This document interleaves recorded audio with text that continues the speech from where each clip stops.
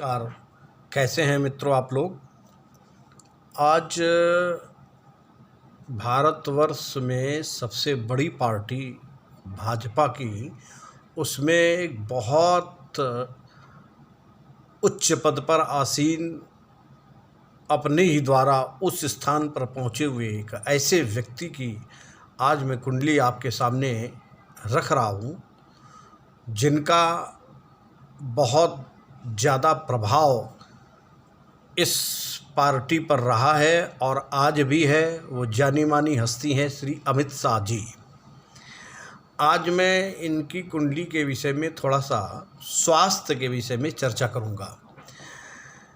अमित शाह जी की जो हमको जन्म तिथि मिली है वो 22 अक्टूबर 1964। इनका जो समय है वो 5:25 AM सुबह का दिल्ली का है। लग्न 21 अंश पे है, सूर्य 5 अंश पे है, मंगल 28 अंश पे है, बुध 9 अंश पे है, गुरु बकरी है 0 अंश पे, चंद्रमा 15 अंश पे है। ये इनकी कन्या लग्न की कुंडली है और ये देखिए, ये द्वितीय स्थान में इनका सूर्य और बुध है और सूर्य इनका नीच का है। द्वितीय स्थान में तुला राशि का नीच कहा जाता है और शुक्र 12वें स्थान में है सिंह राशि का। केतु केंद्र में है, ये केंद्र है, केंद्र में 9 नंबर का यानी धनु राशि का केतु है और शनि इनका 6ठे स्थान में स्वग्रही होकर के बैठा है। चंद्रमा मेष राशि पर है और यानी इनकी कुंडली में मेष राशि है, कन्या लग्न का जन्म है। इनका बृहस्पति वृष राशि पर 9वें स्थान में बैठा हुआ है और कुंडली में ये मंगल की जो स्थिति है वो कर्क राशि पर है। देखिए, इनकी कुंडली में 2 ग्रह नीच के हैं, एक तो सूर्य नीच का है और दूसरा मंगल नीच का है।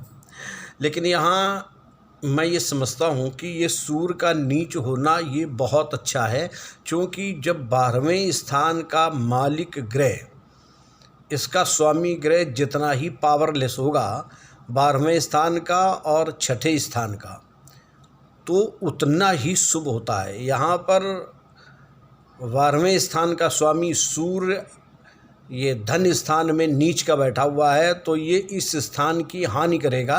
ये स्थान आपत्तियों और परेशानियां का है, इसकी हानि करेगा। तो मित्रों, जब इसकी हानि होगी तो इनके लिए शुभ होगा।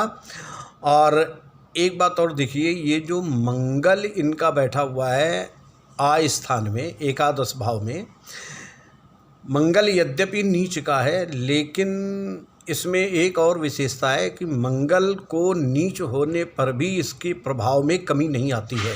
उसका कारण ये है कि ये एक अपनी राशि से, मंगल की एक ये राशि है वृश्चिक राशि, इससे ये त्रिकोण में है और दूसरी अपनी राशि जो इसकी मूल त्रिकोण राशि मेष है उससे ये केंद्र में है। तो मंगल जब कभी भी किसी भी कुंडली में नीच होकर के बैठता है तो उनका वो बहुत अशुभ फल नहीं देता है, क्योंकि वो एक राशि से त्रिकोण में होता है और अपनी दूसरी राशि से केंद्र में होता है। मैं बात कर रहा था उनके स्वास्थ्य के विषय की। अब आप देखिए, 12वें भाव का मालिक यहाँ बैठा है और इस भाव का मालिक यहाँ बैठा है, इसका एक्सचेंज हो गया है। इसका मतलब ये है कि इनसे लोग बहुत ही अपना हित कराते रहेंगे और ये दूसरों का हित करते रहेंगे, दूसरे सदैव इनसे लाभ लेते रहेंगे। ऐसा व्यक्ति बहुत उदारवादी होता है। राहु की दृष्टि इस स्थान पर जा रही है, सूर्य और बुध, बुधादित्य योग का मतलब हो गया इनका आकर्षण, व्यक्तित्व, प्रतिभा, ये बहुत लंबे समय तक रहेगी। देखिए, केंद्र में कोई भी ग्रह नहीं है राहु केतु के अलावा, इसलिए राजभंग योग केंद्र का आ रहा है। ऐसे व्यक्ति को ज़िंदगी में बहुत उतार चढ़ाव आते हैं। ऐसा व्यक्ति अपनी ज़िंदगी में स्ट्रगल बहुत करता है, लेकिन इनका जो शनि है वो अपने ही भाव में बैठा है, मंगल भी बहुत अच्छा है। तो ऐसा व्यक्ति, और दूसरी बात यह है कि इस भाव का मालिक ये भाग्य स्थान में बैठा हुआ है तो ऐसा व्यक्ति अपने ही द्वारा, अपने ही कर्म के द्वारा उन्नति करता है। और राहु का इस 3 नंबर पे यानी मिथुन राशि पर बैठना, कुछ लोग राहु को मिथुन राशि पर उच्च का मानते हैं, लेकिन पराशर सिद्धांत से बहुत से विद्वानों का मत है जो पराशर सिद्धांत मानते हैं कि इनकी राहु और केतु की कोई राशि नहीं, एक छाया ग्रह हैं।